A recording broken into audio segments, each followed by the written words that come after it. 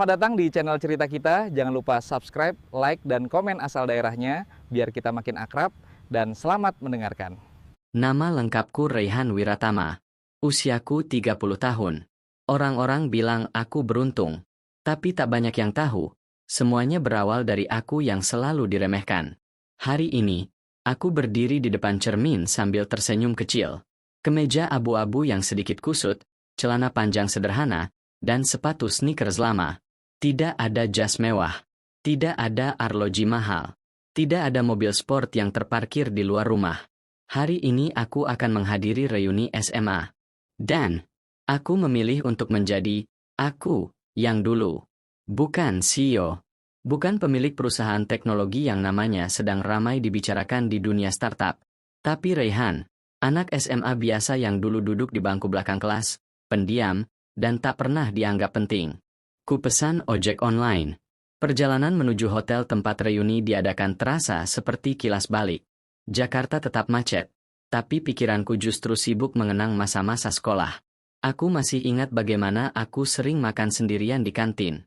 Bagaimana aku selalu dicueki saat presentasi kelompok. Dan bagaimana hanya beberapa guru yang percaya aku punya potensi. Tapi aku tidak pernah membenci masa lalu itu. Justru disitulah aku belajar tentang diam, mengamati, dan berpikir panjang sebelum bertindak. Sesampainya di hotel, kulangkahkan kaki ke aula utama. Banyak orang berdandan rapi, memakai jas, gaun, sepatu mahal, parfum mencolok. Wajah-wajah lama yang kini berubah. Ada yang makin gemuk, ada yang tetap langsing, ada yang sekarang menjadi pengusaha, selebgram, atau bahkan politikus lokal. Aku berdiri di sudut ruangan. Tak ada yang mengenaliku. Dan aku tak berniat memperkenalkan diri. Itu siapa ya? Pakai sepatu begitu? Bisik seorang wanita di dekatku sambil menahan tawa. Aku hanya tersenyum. Bukan karena sakit hati, tapi karena semua ini lucu.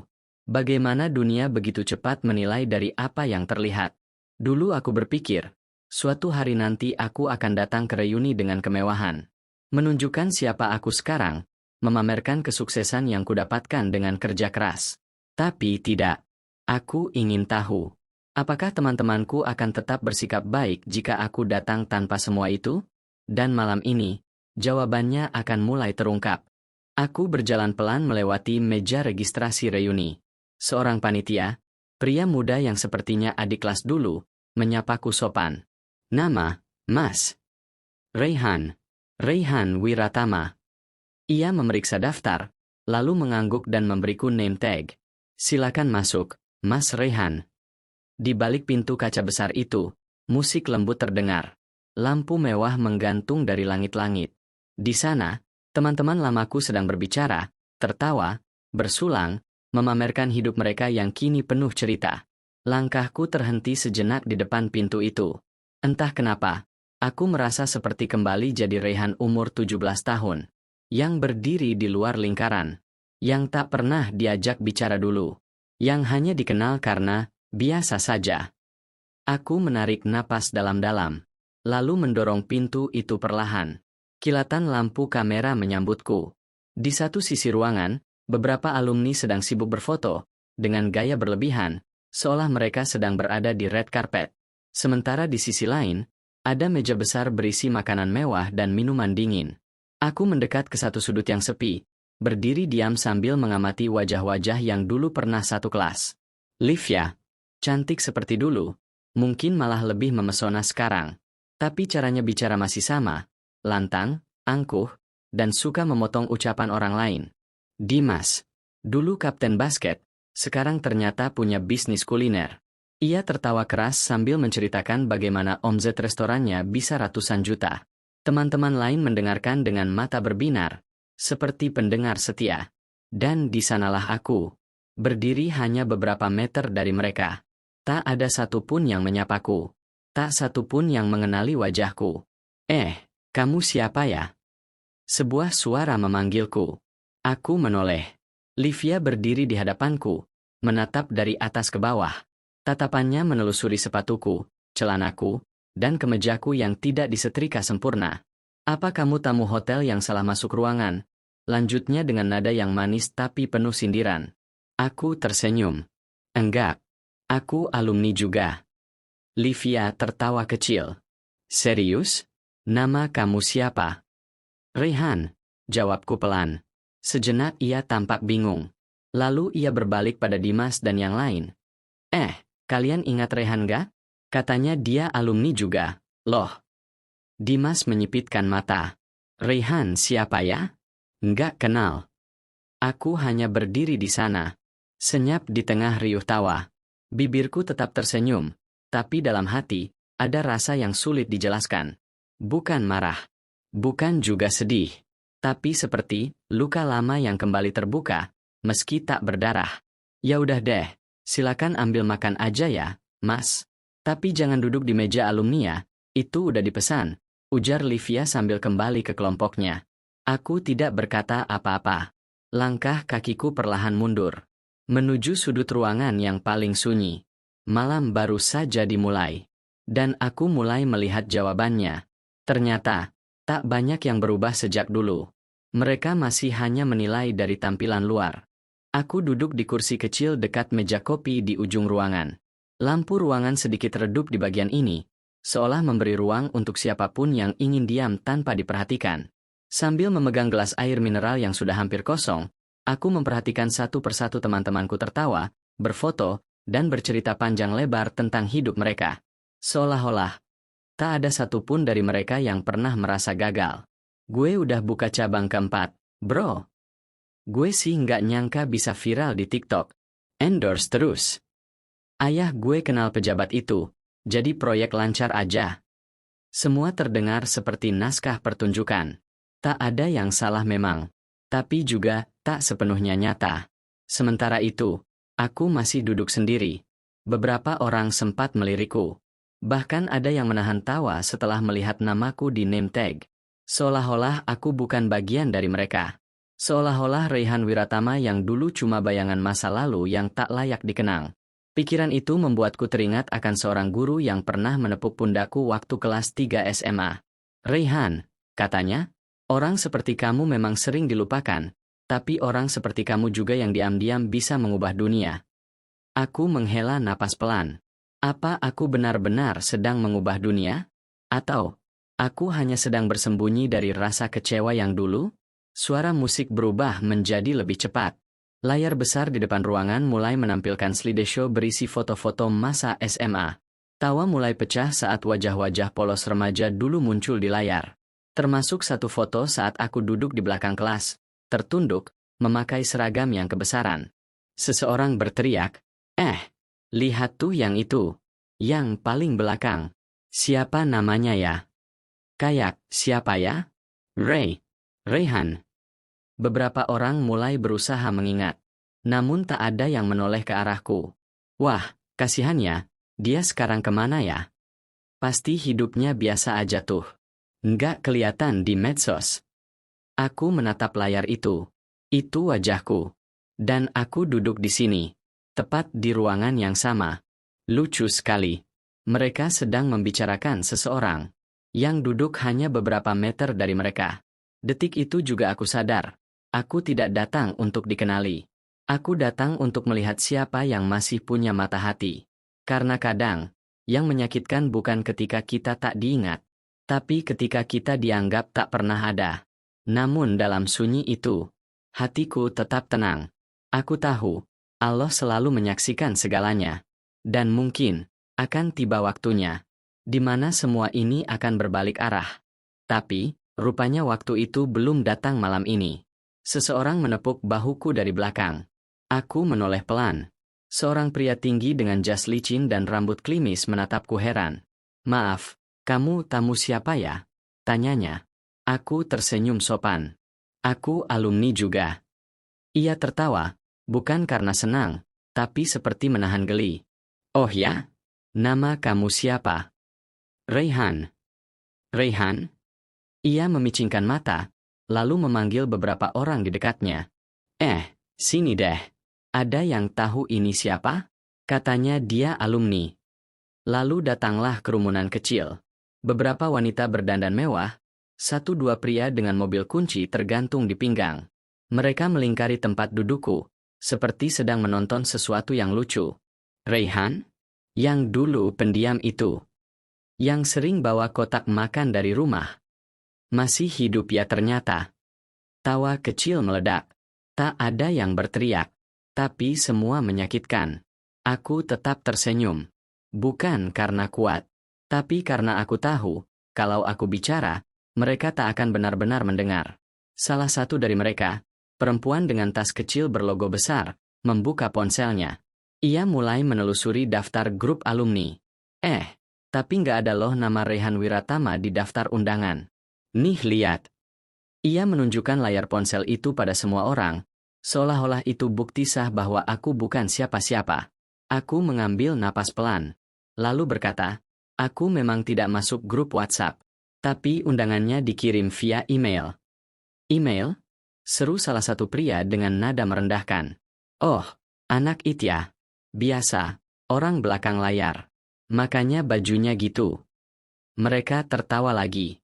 Dan untuk pertama kalinya malam itu, aku ingin berdiri dan pergi. Tapi belum sempat aku bangkit, seorang panitia datang mendekat. Permisi, Mas Raihan. Aku menoleh.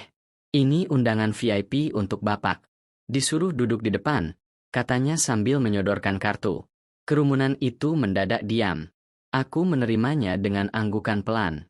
Namun sebelum aku bisa melangkah, pria yang pertama tadi menahan tanganku. Lolo, jangan ngaku-ngaku dong. Ini acara serius. Jangan bikin malu. Katanya dingin.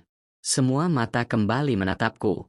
Dan di tengah tatapan itu, aku hanya bisa berkata, aku tidak sedang menyamar. Aku hanya tidak ingin membuat orang tidak nyaman dengan siapa aku sekarang. Kalimat itu seperti angin. Tak masuk ke telinga mereka. Tak juga sampai ke hati. Mereka mengira aku penghibur. Atau sekadar orang iseng yang ingin mencari sensasi. Dan saat aku akhirnya melangkah ke depan, meninggalkan kerumunan yang menertawaiku, aku tahu satu hal.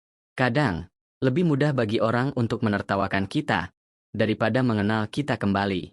Aku melangkah ke depan dengan tenang, membawa kartu undangan VIP yang barusan diberikan oleh panitia. Langkahku pelan, tapi dada terasa berat. Rasanya seperti kembali ke masa SMA. Ketika aku berjalan melewati koridor sekolah dengan membawa buku-buku sendiri, sementara teman-teman lain berjalan berkelompok, tertawa, dan saling membanggakan diri. Meja VIP ada di baris depan, dekat panggung. Beberapa orang sudah duduk di sana, wajah-wajah yang tampak lebih dewasa. Sebagian dari mereka adalah guru-guru lama yang kini sudah menua. Aku sempat menunduk memberi hormat saat melihat Bu Isti, guru bahasa Indonesia yang dulu pernah berkata, Raihan, kamu punya cara bicara yang dalam. Suatu hari orang-orang akan mendengarkanmu. Bu Isti tanpa heran, tapi tersenyum kecil. Mungkin ia mulai mengenaliku. Tapi sebelum sempat menyapa, tiba-tiba, kenapa kamu duduk di situ? Suara lantang itu memecah keheningan. Livia berdiri dari kursinya di tengah ruangan, wajahnya menunjukkan ekspresi seolah melihat aib besar. Mas, tolong ya.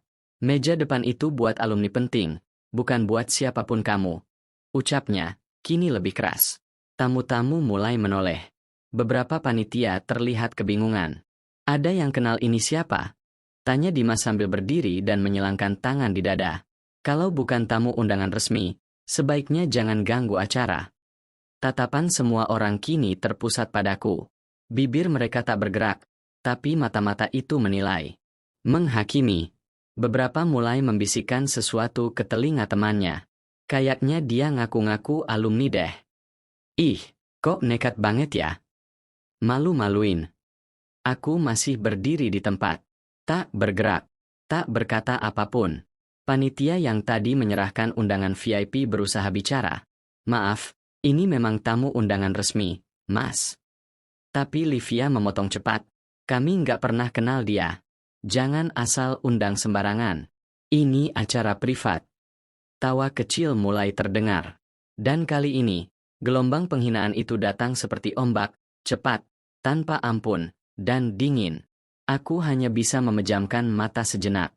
Sungguh, aku tak pernah menyangka bahwa sebuah reuni, tempat orang seharusnya berbagi kenangan, bisa menjadi panggung perendahan yang sesungguhnya. Saat ku buka mata, Bu Isti menatapku. Ia tidak bicara. Tapi ada keteduhan di sana. Dan cukup untuk membuatku tetap berdiri. Karena aku tahu. Mereka tidak mengenaliku bukan karena mereka lupa. Tapi karena mereka terlalu sibuk melihat ke atas. Dan lupa menunduk untuk mengenali hati. Aku menyerahkan kartu undangan itu ke panitia. Lalu membalikan badan. Tanpa sepatah kata. Tanpa penjelasan. Dan untuk pertama kalinya malam itu. Langkah kakiku terasa seperti kekalahan. Tapi bukan karena aku kalah. Bukan karena mereka benar. Tapi karena aku sadar, aku sedang berada di tempat yang salah, di waktu yang tepat, untuk melihat siapa yang sesungguhnya. Kupijakan kaki ke lobi hotel. Sunyi. Tak ada tawa. Tak ada bisik-bisik menusuk. Hanya gemericik air dari kolam kecil di tengah ruangan dan suara pendingin ruangan yang berhembus pelan. Aku duduk di sofa dekat jendela, menatap langit malam Jakarta yang mulai gelap sempurna. Lampu gedung menjulang tinggi di kejauhan, seperti berlomba jadi yang paling terang. Aneh, di malam yang seharusnya penuh nostalgia, justru aku merasa seperti kembali jadi siswa SMA yang berjalan sendirian sepulang sekolah. Tak ada yang mengiringi langkahku. Tak ada yang menepuk pundakku. Tak ada yang berkata, "Raihan, kamu nggak apa-apa." Aku membuka ponsel. Beberapa pesan masuk dari asistanku, tentang agenda rapat esok pagi, hasil analisis pasar, dan laporan akhir bulan yang menunggu persetujuanku. Semua itu kontras sekali dengan apa yang baru saja terjadi. Di luar sana, aku adalah Raihan Wiratama, CEO dari perusahaan teknologi pendidikan terbesar di negeri ini. Ratusan sekolah memakai sistem kami. Ribuan anak terbantu lewat program beasiswa yang aku rancang sendiri. Tapi di dalam ruangan tadi, aku hanyalah orang asing yang tidak diundang. Lucu ya? Mereka bersorak saat mendengar nama perusahaan kami disebut di media. Tapi ketika pendirinya duduk di depan mata, mereka justru mengusirnya. Tanganku mengepal. Bukan karena marah, tapi karena tekad yang mulai membara. Aku tidak akan membalas mereka, tapi aku akan membuat mereka belajar. Bukan dengan emosi, tapi dengan contoh. Aku membuka pesan baru dan menulis perintah singkat untuk asistanku. Siapkan acara peluncuran program beasiswa alumni SMA Harapan Bangsa. Undang seluruh alumni. Jangan sebutkan namaku sebagai pemilik. Kukirim pesan itu. Lalu kusimpan ponselku kembali. Di cermin besar yang tergantung di depan, aku melihat bayangan diriku sendiri. Dengan kemeja yang masih lusuh. Dengan sepatu yang masih usang. Dengan tubuh yang mungkin tampak lemah. Tapi di balik itu, ada tekad yang tak bisa dilihat dari luar. Aku berdiri. Dan di detik itu, aku berjanji pada diriku sendiri. Mereka mungkin tidak melihat siapa aku sekarang. Tapi nanti, mereka akan tahu siapa yang sebenarnya duduk di kursi yang mereka tolak. Kata-kata mereka menusuk seperti duri dalam hati. Dan di tengah sorotan mata yang menghina, Raihan hanya bisa menunduk, mencoba menelan rasa malu yang membakar dadanya. Namun malam itu, saat Raihan sampai di rumahnya, yang ternyata adalah sebuah mansion megah tersembunyi di balik kawasan elit, ia berdiri di depan cermin kamarnya dengan wajah penuh luka batin. Lalu untuk pertama kalinya, ia berbicara lantang kepada dirinya sendiri. Cukup sudah. Aku akan menunjukkan siapa aku sebenarnya. Bukan untuk membalas, tapi untuk menghentikan penghinaan ini, selamanya. Itulah awal dari keputusan besar yang Raihan ambil. Ia akan datang ke reuni besar alumni SMA bulan depan, bukan lagi sebagai Raihan yang sederhana dan tidak diperhatikan, tapi sebagai sosok yang akan membuat semua orang terdiam. Langkah pertama dimulai keesokan harinya. Raihan menghubungi asisten pribadinya, Pak Damar. Ia meminta daftar seluruh alumni SMA angkatan 2015, lengkap dengan posisi mereka sekarang, karir, dan relasi bisnisnya. Saya ingin tahu siapa saja di antara mereka yang pernah menganggap saya tidak berharga. Baik, Pak Raihan. Akan saya susun laporan lengkapnya. Jawab Pak Damar dengan cepat. Raihan bukan hanya ingin tampil mencolok. Ia ingin memastikan kehadirannya nanti memberi pesan kuat. Ia ingin membuka pintu kolaborasi, atau menutup pintu kesempatan bagi mereka yang hanya menghargai manusia dari penampilan luar. Di balik senyumnya yang biasa, mulai muncul tatapan yang berbeda, lebih dalam, lebih tajam. Tak hanya itu, Raihan pun mulai menjalani transformasi fisik. Ia mendatangi personal stylist, memperbaiki gaya berbusana, menjaga pola makan, dan mulai rajin berolahraga. Dalam 2 minggu saja, posturnya berubah. Gaya bicaranya lebih tenang dan berwibawa. Ia tetap sederhana, tapi kini elegan. Namun bukan itu yang terpenting. Raihan juga mulai menyusun proyek sosial besar yang akan diluncurkan bersamaan dengan acara reuni. Sebuah program beasiswa bertajuk Satu Langkah untuk Semua, dengan misi mendukung pendidikan anak-anak dari keluarga tidak mampu. Dan dana utamanya berasal dari kantong pribadinya. Kalau aku ingin mereka sadar, aku harus memulainya dari langkah paling berarti. Karena harga diri bukan sekadar tampilan, tapi nilai yang kita bawa untuk orang lain. Tapi tentu saja perjalanan Raihan tak akan semudah itu. Karena tanpa disadari, salah satu dari geng, si populer SMA, Bernard, mulai mencium perubahan Raihan. Dan ia tak senang melihat Raihan mencuri perhatian. Sejak reuni diumumkan secara resmi di grup alumni, nama Raihan tiba-tiba jadi bahan obrolan. Ada yang kaget melihat perubahan fotonya di media sosial. Tampil gagah, berkelas, dan tak lagi seperti pria pendiam yang dulu mereka lupakan. Ada pula yang mulai mencari tahu siapa sebenarnya Raihan, dan menemukan fakta mencengangkan. Dia pemilik salah satu perusahaan teknologi terbesar di Asia Tenggara. Bernard mulai merasa posisinya terancam. Selama ini, dialah bintang di antara para alumni. Gaya hidup mewahnya selalu jadi sorotan, apalagi ia sering pamer properti dan liburan mahal di luar negeri. Tapi sekarang, nama Raihan mengguncang. Lebih misterius, lebih memikat, dan lebih mengancam. Enggak bisa dibiarkan, gumam Bernard sambil mengepalkan tangan. Malam itu, ia mengundang 2 orang teman lamanya, Rino dan Sari, 2 anggota geng populer semasa SMA yang dulu juga sering mengejek Raihan. Ada yang harus kita bereskan sebelum reuni, kata Bernard sambil memperlihatkan layar laptopnya. Di sana ada sebuah artikel lama yang ia gali dari masa lalu Raihan. Artikel yang nyaris terlupakan, tentang ayah Raihan yang pernah dituduh terlibat kasus penipuan investasi, meski kemudian terbukti tak bersalah. Tapi bagi Bernard, cukup untuk dijadikan senjata. Orang boleh berubah, tapi masa lalu mereka selalu bisa ditarik kembali ke permukaan, ujarnya licik. Sari sempat ragu. Tapi bukannya itu sudah dibantah semua? Ayahnya Raihan malah bersih total dan jadi inspirasi banyak orang setelah itu. Bernard tersenyum miring. Enggak semua orang peduli sama kebenaran. Yang penting gosipnya cukup heboh. Di sisi lain, Raihan tak menyadari bahaya yang mulai menyelinap di balik rencananya. Ia sedang fokus menyiapkan peluncuran program beasiswanya. Bahkan malam itu, ia mengunjungi salah satu sekolah dasar di pinggiran kota, menyamar sebagai relawan, berbincang dengan anak-anak, dan mendengarkan harapan mereka. Salah satu anak berkata, "Aku pengen sekolah tinggi biar bisa bantu orang lain, kayak bapak." Ucapan polos itu menusuk hati Raihan. Ia sadar, inilah alasan kenapa ia tak boleh gentar, tak boleh menyerah.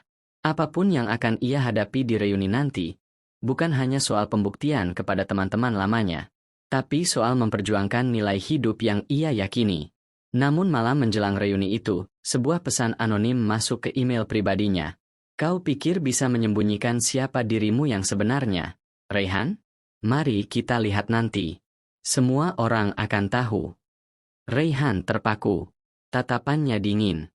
Tangannya mengepal di atas meja. "Kalau mereka ingin bermain kotor, aku siap." Raihan menatap layar laptop dengan mata tajam. Nafasnya tenang, tapi hatinya bergejolak. Ia tahu, ini bukan sekadar reuni biasa, ini medan perang. Bukan hanya soal masa lalu, tapi soal siapa yang akan berdiri paling tegak di hadapan semua orang yang dulu menertawakannya. Ia segera menghubungi asistennya, Lila. Segera aktifkan tim media monitoring. Cari tahu siapa yang menyebarkan pesan itu. Gunakan semua sumber kita. Aku ingin identitas pengirimnya malam ini juga. Lila langsung bergerak. Raihan tahu waktunya sempit. Reuni tinggal 2 hari lagi. Dan jika Bernard atau siapapun itu berencana menjatuhkannya, mereka takkan menunggu sampai saat-saat terakhir. Sementara itu, di sisi lain kota, Bernard mulai menyebarkan isu secara halus. Ia membuat akun anonim di forum alumni, mengunggah potongan artikel lawas tentang ayah Raihan, menyertai narasi penuh insinuasi. "Apakah kita yakin mengenal siapa Raihan yang sekarang? Jangan sampai kita terpesona oleh topeng yang dibuat dengan uang." Postingan itu langsung menuai reaksi. Komentar berdatangan. Beberapa alumni mulai bertanya-tanya, sebagian bahkan mulai mengaitkan cerita masa lalu dengan kesuksesan Rayhan sekarang. Seolah-olah semua pencapaiannya dibangun dari fondasi yang kotor. Bernard tersenyum puas. Ia merasa unggul. Ia pikir Rayhan akan panik dan mundur. Tapi yang ia tidak tahu, Rayhan bukan lagi anak culun yang dulu ia permainkan. Keesokan harinya, Rayhan justru mengundang beberapa alumni inti untuk bertemu lebih awal di sebuah kafe tenang di pusat kota. Ia datang mengenakan kemeja putih sederhana dan jam tangan hitam bergaya klasik. Senyumnya hangat, sopan, tapi ada sorot percaya diri yang membuat semua orang terdiam saat ia berbicara. Reuni ini bukan cuma ajang nostalgia. Ini kesempatan untuk menilai siapa yang tumbuh dan siapa yang masih tinggal di masa lalu, katanya lembut. Beberapa teman yang dulu sempat menghina, kini menunduk. Mereka bisa merasakan bahwa Rayhan telah menjadi sosok yang tak bisa diremehkan lagi. Lalu, Lila mengirim pesan singkat ke ponsel Rayhan. Kami temukan pelakunya. Semua jejak digital mengarah ke akun atas nama Rino. Tapi dia menggunakan laptop milik Bernard. Rayhan membacanya perlahan. Senyumnya tak berubah. Tapi sorot matanya kini dingin. Sangat dingin. Baik, gumamnya pelan. Kalau mereka ingin mengungkit masa laluku, aku akan buka semuanya. Tapi jangan kaget, karena aku juga tahu masa lalu mereka. Langit sore di kota itu mendadak kelabu. Pertarungan harga diri telah dimulai. Dan Rayhan tak datang untuk kalah. Malam sebelum reuni, ia berdiri di depan cermin besar di apartemennya, mengenakan setelan jas hitam elegan, rambut tersisir rapi, wajah bersih dan tenang, tapi matanya tajam seperti pisau. Di meja kerjanya, terbuka sebuah folder berisi dokumen, foto-foto, dan bukti digital. Semua tentang Bernard dan kroni-kroninya. Bukan fitnah, bukan manipulasi, tapi data konkret. Manipulasi dana proyek sekolah, pencucian uang di masa kuliah, dan skandal perusahaan milik Bernard yang selama ini ditutup-tutupi. Rayhan tak pernah berniat membalas dendam dengan cara yang kotor. Tapi jika harga dirinya diinjak-injak, maka kebenaran pantas dibuka lebar. Pagi hari reuni tiba. Hotel mewah tempat acara digelar tampak megah, dihiasi balon-balon emas dan banner bertuliskan, Reuni Akbar Angkatan 2009, Jalin Kenangan, Rawat Persahabatan. Semua orang datang dengan penuh gaya. Bernard muncul dengan jas mencolok dan senyum congkak, menggandeng seorang wanita muda yang disebutnya partner bisnis. Ia melambai ke kanan-kiri seolah selebriti. Tapi Rayhan muncul belakangan, tanpa keramaian, tanpa iringan. Namun, saat ia masuk ruangan, suasana langsung berubah. Semua mata tertuju padanya. Yang dulu menertawakan kini hanya bisa memandangi diam-diam. Yang dulu menghina, kini membisu. Dan Bernard menyeringai. Wah, akhirnya datang juga. Kukira kamu batal hadir karena takut masa lalumu terbongkar. Rayhan hanya tersenyum. Aku datang justru untuk itu. Semua orang terdiam. Lalu Rayhan maju ke podium saat sesi sambutan dimulai. Tak ada yang mengira, ia akan berbicara di sana. Tapi panitia mengundangnya secara resmi, karena statusnya sebagai donatur utama reuni tahun ini. Diam-diam, Rayhan yang membiayai hampir seluruh acaranya. Ia berdiri dengan tenang, mengambil mikrofon. Terima kasih untuk undangan ini. Jujur, aku sempat ragu datang. Tapi aku sadar tempat ini bukan hanya tentang kenangan, tapi juga pelajaran. Ia berhenti sejenak, menatap para wajah di ruangan. Ada yang bilang aku cuma pencitraan, bahwa kesuksesanku dibangun di atas kebusukan. Tapi, aku takkan membalas dengan kata-kata kosong. Ia lalu menyerahkan flash disk kecil ke panitia media. Layar besar di belakang podium menyala, menampilkan bukti-bukti manipulasi Bernard yang selama ini tersembunyi. Foto dokumen, rekaman percakapan, transaksi mencurigakan. Gemetar mulai menjalar di wajah Bernard. Wajahnya yang semula angkuh kini tampak pucat pasi. Ia berusaha berdiri dan protes, tapi orang-orang mulai menjauh darinya. Bisikan dan tatapan curiga menghujani dari segala arah. Rayhan tak menatap Bernard lagi. Ia turun dari podium, kembali ke tempat duduknya. Tak perlu berteriak, tak perlu balas menghina. Kebenaran lebih lantang dari apapun. Dan di akhir acara, saat reuni bubar dan semua orang saling bersalaman, Rehan keluar dari hotel dengan langkah ringan. Tapi sebelum masuk ke mobil, ia berhenti sejenak, lalu menoleh ke langit malam. Ia tersenyum tipis. Ini belum selesai. Tapi sekarang, mereka tahu siapa aku sebenarnya. Hari itu, Dimas kembali dari salah satu pitching proposal bisnisnya dengan tatapan kosong. Perusahaannya gagal mendapatkan kontrak kerjasama dari salah satu vendor besar yang sangat dia harapkan. Proposalnya ditolak mentah-mentah, bahkan tanpa alasan yang jelas. Maaf, kami tidak tertarik, ucap manajer perusahaan itu singkat, bahkan tak bersedia duduk lebih dari 5 menit bersamanya. Padahal itu adalah hasil kerja keras timnya selama berminggu-minggu. Penolakan demi penolakan membuat semangat timnya mulai goyah. Bahkan beberapa staf mulai mengajukan resign secara diam-diam. Seolah semuanya kompak menyerah saat kapal mulai goyang. Dimas duduk sendirian di ruangannya malam itu, menatap kota dari balik jendela kaca lantai 27. Pikirannya kacau. Semua langkah yang ia ambil selama ini, rasanya sia-sia. Bahkan dalam beberapa pertemuan bisnis terakhir, ia diam-diam menyadari sesuatu. Beberapa orang menertawakannya di belakang, setelah tahu kalau ia pemilik perusahaan yang terlihat biasa saja. Apa karena penampilanku? Gumam Dimas lirih, menatap refleksi dirinya di kaca. Kau sederhana, sepatu sneakers usang, dan rambut yang tak pernah ditata. Ia memang selalu ingin rendah hati. Tapi sekarang, semua orang menilai dari sampul luarnya saja. Malam itu, untuk pertama kalinya, Dimas meragukan dirinya sendiri. Ia merasa gagal. Semua usaha kerasnya seolah tak cukup. Bahkan mimpi besarnya, membuktikan bahwa kesuksesan bisa dicapai tanpa harus pamer, mulai goyah. Dan ketika pagi datang, sebuah kabar menyusul. Investor utama mereka menarik dana secara tiba-tiba karena tidak percaya lagi pada arah perusahaan. Dunia Dimas runtuh dalam satu hari.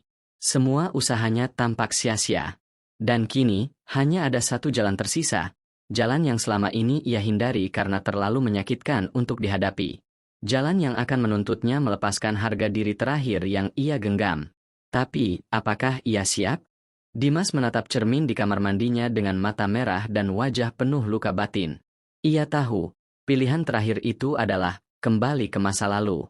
Kembali ke orang yang pernah menghancurkan harga dirinya. Seseorang yang pernah menolak keberadaannya saat ia bukan siapa-siapa, ayah kandungnya. Ya, selama ini tak banyak yang tahu, Dimas berasal dari keluarga konglomerat. Ayahnya memiliki jaringan bisnis besar yang tersebar di seluruh Indonesia. Namun, sejak SMA, Dimas memilih pergi dari rumah setelah dihina dan dianggap tak layak menjadi pewaris hanya karena nilai-nilainya buruk dan penampilannya tak sesuai standar keluarga. Dimas membangun segalanya dari nol. Ia tak pernah menyebut nama belakangnya. Tak pernah memanfaatkan pengaruh atau koneksi keluarganya. Tapi sekarang, ketika semua pintu telah tertutup, dan perusahaan diambang kehancuran, hanya satu pintu itu yang masih terbuka, walau sangat ia benci. Dengan langkah berat, Dimas menyusuri lorong rumah mewah yang dulu pernah ia tinggalkan dengan penuh amarah. Setiap sudut rumah itu menyimpan luka. Dan di ujung ruang tamu, berdiri seorang pria parubaya dengan jas mahal dan sorot mata tajam. Kau datang juga akhirnya, ucap pria itu dingin. Dimas menunduk, menahan ego, menahan harga diri yang hancur. Aku butuh bantuanmu, ayah. Suaranya nyaris tak terdengar. Ayahnya tak langsung menjawab. Hanya menatapnya lama, lalu berbalik berjalan menuju ruang kerja.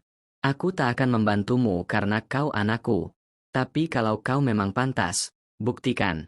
Ikuti syaratku, ucapnya sambil meletakkan satu berkas di atas meja. Kau harus melepas semua jabatanmu di perusahaanmu sendiri. Serahkan penuh padaku selama 6 bulan. Dimas terdiam. Itu berarti, ia akan kehilangan kendali atas semua yang telah ia bangun dari nol.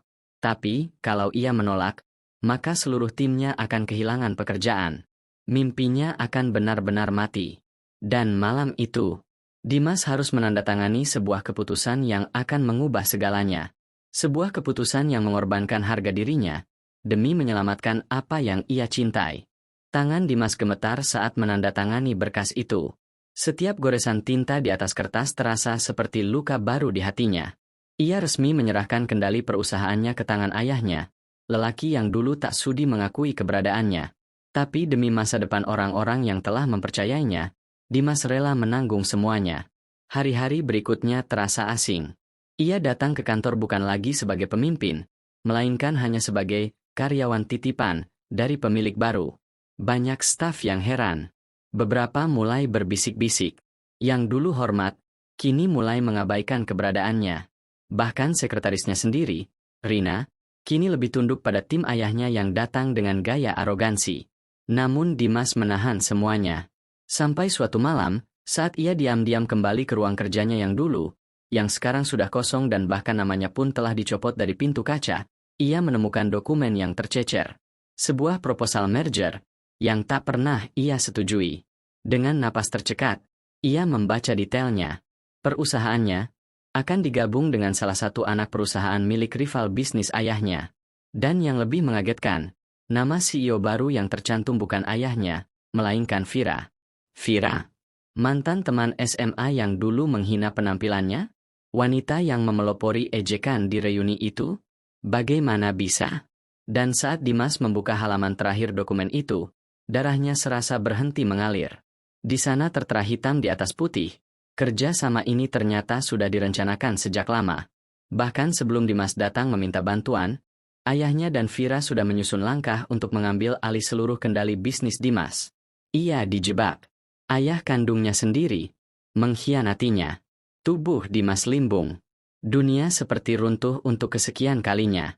Tapi kali ini, ia tidak bisa diam. Tidak bisa menyerah. Aku sudah kehilangan harga diriku, tapi bukan jiwaku, gumamnya lirih, dengan mata yang kembali menyala penuh bara. Malam itu, Dimas pergi meninggalkan kantor. Tapi bukan untuk kabur. Ia pergi untuk merencanakan balas dendam terbesarnya. Dimas tidak pulang malam itu. Ia menyetir mobilnya tanpa arah. Angin malam menyapu wajahnya yang muram namun mulai dipenuhi tekad. Di dalam pikirannya, berkecamuk berbagai pertanyaan, bukan hanya tentang pengkhianatan ayahnya, tapi juga tentang Vira. Wanita yang pernah mempermalukannya di hadapan semua orang, kini menjadi bagian dari konspirasi yang menghancurkan hidupnya. Apa mereka pikir aku akan menyerah semudah itu? Bisiknya dengan mata yang kini tak lagi berair, tapi penuh bara. Ia ingat satu orang. Sosok yang selama ini tak banyak bicara, namun selalu setia di balik layar. Bu Rahayu. Mantan asisten keuangan yang sempat ia selamatkan dari pemecatan saat pertama kali menjadi direktur. Dimas menelponnya, dan benar saja, Bu Rahayu masih menyimpan file cadangan dan bukti-bukti digital atas semua transaksi keuangan yang pernah Dimas buat selama menjabat. Termasuk transfer mencurigakan yang mengalir ke rekening-rekening atas nama perusahaan Vira dan ayahnya sendiri. Dengan napas yang terburu, Dimas mengatur pertemuan dengan pengacaranya yang dulu, Pak Wisnu, satu-satunya orang hukum yang dulu pernah menolak suap dari lawan bisnis ayahnya. Aku tidak mau kembali untuk sekadar merebut kursiku, kata Dimas di hadapan Pak Wisnu. Aku mau mereka merasakan bagaimana rasanya kehilangan segalanya. Namun rencana ini tak bisa dilakukan setengah hati. Dimas sadar, ini bisa jadi langkah terakhirnya. Jika gagal, dia bukan hanya kehilangan perusahaan, tapi juga bisa dipenjara karena pencemaran nama baik dan pelanggaran kontrak. Tapi Dimas tak lagi peduli. Dia mengatur konferensi pers darurat. Ia tahu, langkah ini berisiko. Tapi semua data telah ia pegang. Semua dokumen telah diverifikasi oleh tim hukum independen. Di depan media, dengan wajah tenang namun suara yang gemetar menahan emosi, Dimas membongkar semuanya. Pengkhianatan, konspirasi, penipuan dalam struktur merger, dan keterlibatan dua sosok yang selama ini berdiri di belakang layar, Vira, dan ayah kandungnya sendiri. Wartawan terdiam. Blitz kamera menyala tak henti. Dunia mulai bergetar. Namun tepat setelah Dimas turun dari podium, ponselnya berdering. Sebuah panggilan tak terduga. Vira. Dengan suara dingin, Vira hanya berkata satu kalimat. Kamu pikir ini akan cukup untuk menjatuhkan kami? Kamu baru saja memulai perang, Dimas, dan kamu sendirian. Dimas menutup telepon. Memandang jauh ke arah langit senja yang memerah. Kalau memang ini perang, bisiknya pelan. Biarlah, aku jadi api yang menghanguskan semuanya. Dan malam itu, langkah terakhir Dimas pun dimulai. Kalau memang ini perang, bisik Dimas pelan. Biarlah, aku jadi api yang menghanguskan semuanya. Dan benar saja. Hari-hari setelah konferensi pers itu bagaikan kobaran api yang menjilat-jilat ke segala arah. Media nasional heboh, saham perusahaan keluarga Dimas anjlok dalam waktu singkat, dan publik mulai mempertanyakan kredibilitas sang ayah yang selama ini dipuja sebagai pengusaha teladan. Namun Dimas tahu, ini belum cukup. Perang belum dimenangkan hanya dengan satu ledakan. Dengan bantuan Pak Wisnu dan Bu Rahayu, Dimas menyusun berkas-berkas tambahan untuk diserahkan ke lembaga anti korupsi dan pihak kepolisian. Ia tidak main-main. Ia bukan lagi anak muda pemalu yang dulu diremehkan karena penampilannya. Ia kini adalah seseorang yang siap membakar jembatan masa lalunya demi menegakkan kebenaran. Sementara itu, ayahnya, Pak Gunawan, panik. Ia mencoba menghubungi Dimas berkali-kali, tapi semua panggilannya ditolak. Ia juga mencoba membungkam media dengan uang, tapi sudah terlambat. Publik sudah mencium aroma busuknya. Vira. Ia juga tak tinggal diam. Ia menggugat balik Dimas atas pencemaran nama baik, mencoba memutar balik semua fakta seolah-olah Dimas hanya anak sakit hati yang haus perhatian. Tapi kali ini, opini publik tak lagi di pihaknya. Dan tepat saat dunia mulai memandang Dimas sebagai korban sekaligus pejuang, ia menerima surat panggilan dari pengadilan. Sidang resmi akan digelar. Semua akan dibuka, semua akan dipertaruhkan. Dimas berdiri di depan cermin pagi itu. Jas hitam, dasi merah marun, dan tatapan mata yang tak lagi bisa dikenali. Ini bukan tentang aku lagi, katanya pada bayangannya sendiri. Ini tentang harga diri, dan kebenaran yang selama ini dikubur oleh mereka yang haus kekuasaan. Sidang berlangsung panas. Satu persatu saksi dihadirkan. Bukti digital ditampilkan. Dan ketika Vira dipanggil ke mimbar saksi, Dimas menatapnya, bukan dengan benci, tapi dengan kelegaan. Kamu tidak menghancurkan aku, Vira, ucap Dimas dengan suara lantang.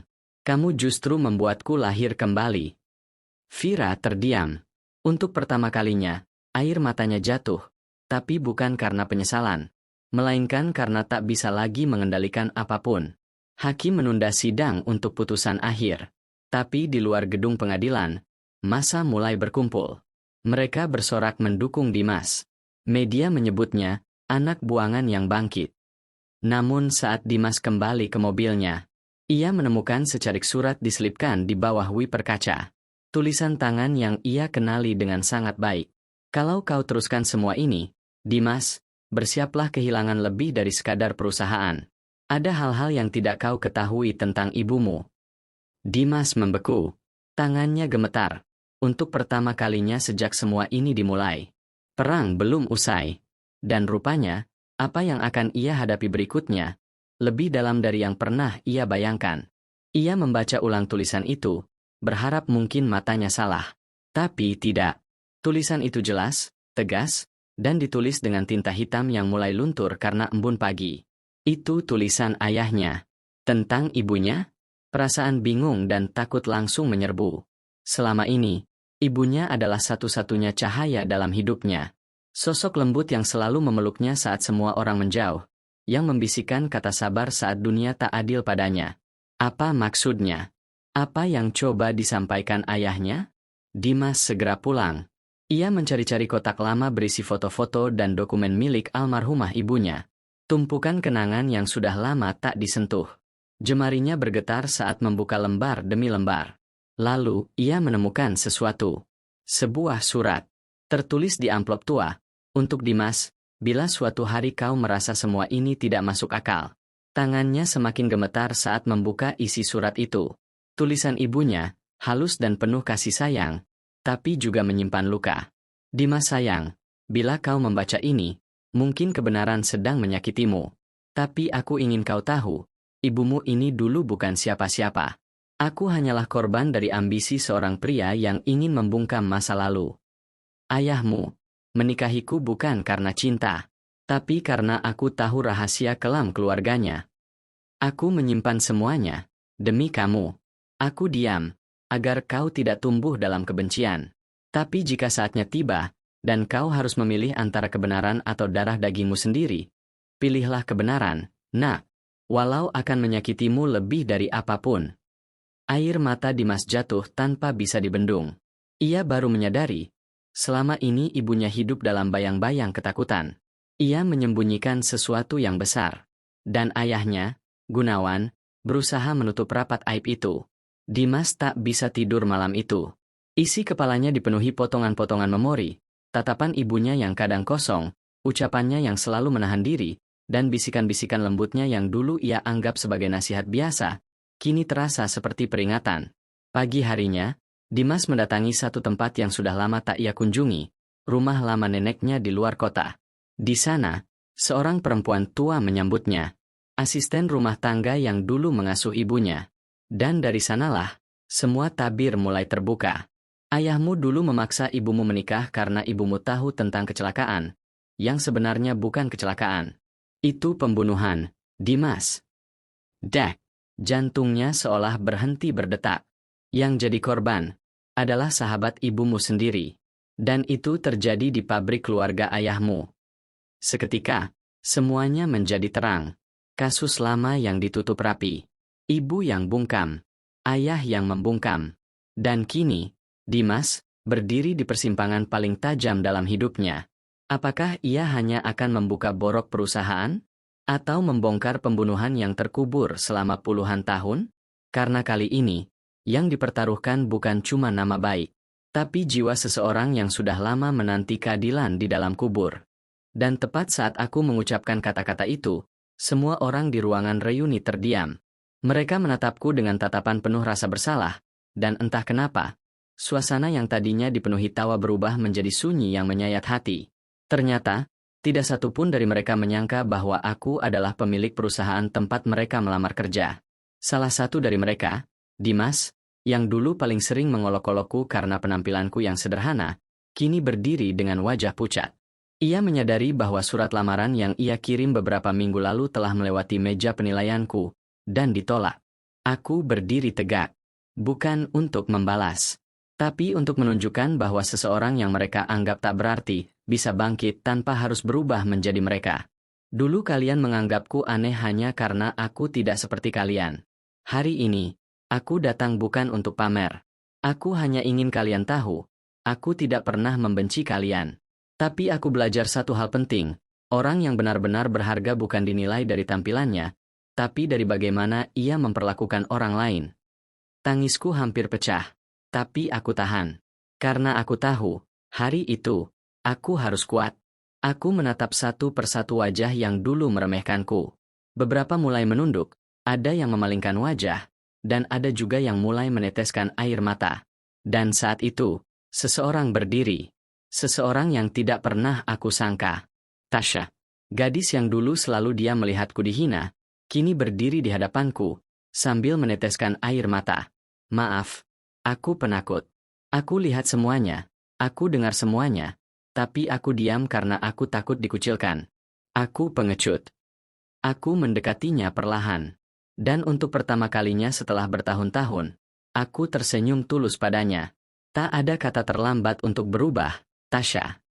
Seketika suasana di ruangan berubah menjadi haru. Dan aku tahu, inilah penutup dari luka masa laluku. Tapi bukan akhir dari perjalananku.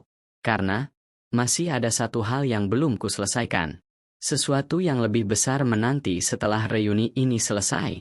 Di hadapanku, teman-teman SMA yang dulu tertawa puas melihatku terpuruk, kini justru terdiam tak bersuara. Dimas, yang dulu paling lantang menghina, menunduk dalam. Bahkan Hana, si ratu geng populer, memalingkan wajahnya, tak berani menatapku sama sekali. Semua membisu. Seolah kalimat yang kuucapkan barusan, menusuk mereka tepat di dada. Aku nggak pernah minta kalian mencintai penampilanku. Aku cuma ingin dihargai sebagai manusia. Suara itu keluar dari tenggorokanku begitu berat. Bukan karena aku marah, tapi karena selama bertahun-tahun, aku memendam semua luka sendirian. Selama ini aku belajar bahwa manusia bisa berubah. Tapi yang lebih penting, manusia harus sadar bahwa setiap perlakuan mereka meninggalkan bekas. Dan kalian meninggalkan banyak sekali luka di masa SMA-ku. Tanganku sedikit bergetar. Tapi aku tetap berdiri tegak. Mungkin penampilanku dulu nggak menarik. Tapi bukan berarti harga diriku bisa diinjak-injak.